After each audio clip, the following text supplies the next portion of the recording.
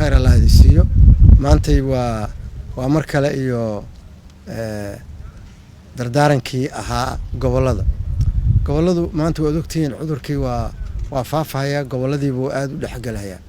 hadda maanta waxa lagu kala garan doonaa maamulada siday u kala diyaarsan yihiin sida ay dhimashadu ugu yaraato cidii diyaarsanayd maanta waxay noqon doontaa cid ku guuleysata inay ummadeeda iyo shacabkeeda ay badbaadiso cidii aan diyaarsanayna waxa soo bixi doonta maanta inay dadkooda ay ka warheen waxa rajeynaya maadaama cudurku uu bilowday waqti hore in cid walba ay dadaal fiican sameysay cid walbana ay ku tala gashay meeshii karantiilka la geeylaha meeshii isolationka la geeylaha dadka sida loo kala triage loo kala saari lahaa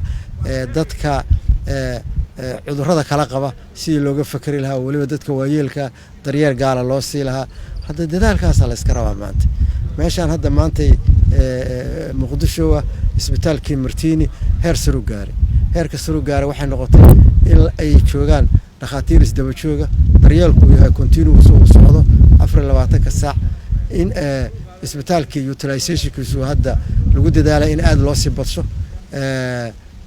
ICU-diisa iyo wax qalabkii yaalay oo dhan la wada adeegsado aqoonta iyo khibraddiina ay badatay saacadan oo idin la hadlayo waxaan rabaa inaan ugu bashaareeyo dhammaan gobolada waxaan ugu bashaareynayaa in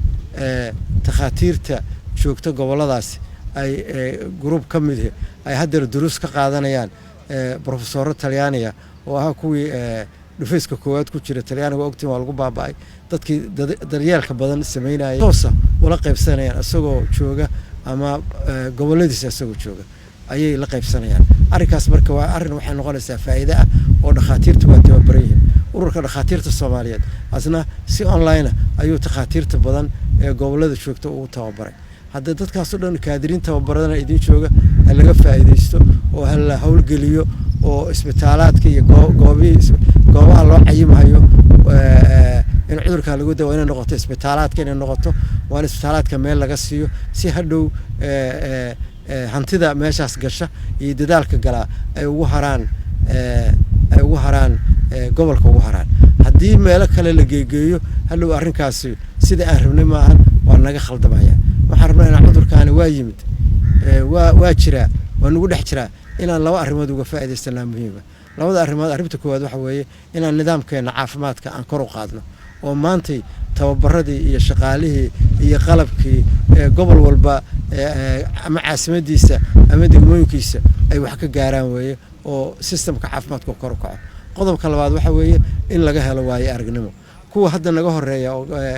dawladdu hore u galay waayo aragnimo ka abuurteen annaguna waayo aragnimada aan abuurano way si marka jiilalka waqtiyada soo socda waxaan kala haday dhacaan aan u diyaarsanahay oo aan mar alleeya markay dhacaanba aan hole systemka ka howlgelin karno haddii saasi dhicin hadda shir wax noqonaysa jugjugo meeshaada joog waa fatahaada soo laalaabanayso kale oo sanad walba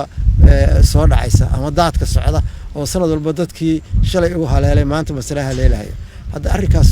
waa inaan ka baxno waa inaanu aqliga adeegsano waa inaanu xoogeena midayno waa inaanu dhamaanteen gacanta isku qabsano sida cudurkaan aan hakki lahayn oo u jooji lahayn dad badan aysan nooga dhiman ayaan rajeynaynaa marna waxa bilaaban doona baaritaano xoog laha bilaabmi doona dadku inay diyaar u noqdaan weeye oo qolo walba ay meesheeda diyaarsato oo xataa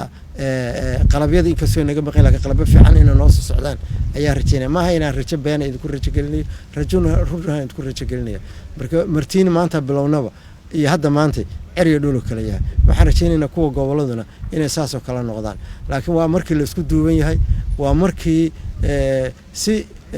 wada jir ah looga shaqeynayo in cudurka la xakameeyo waa markii wacyigelintu ay si fiican u hirgelayso waa markii dhalinyaradu ay qaataan mas'uuliyadooda ah inay hormuud ka noqdaan wacyigelinta inay dadka ayagu waaniyaan inay ayagu iswaaniyaan inay ayagu isbadbaadshaan dadka kalena badbaadshaan wassalaamu calaykum waraxmatullaahi wabarakaatuh